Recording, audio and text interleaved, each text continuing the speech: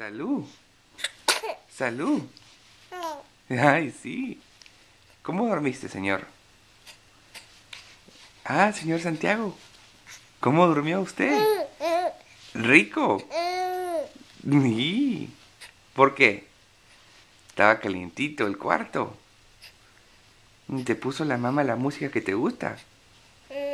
Mmm. Sí, esa música es buena. Son olas y ballenas. ¿Qué más? ¿Qué más? Dime, ¿cómo te llamas? Santiago. Salud. Dinero. Ah, qué rico. ¿Cómo se siente eso? ¿Ah? ¿Estornudaste? Pupo, ¿estornudaste esta mañana? Mira esa tu camisa con botones de colores. Qué elegante. ¿Te vistieron para dormir? Y si a tu mamá, dile, sí, esto es muy elegante. Sí. Eso solo cuando voy a visitar a las señoritas. En la noche mejor mi pijamita cómoda, dile.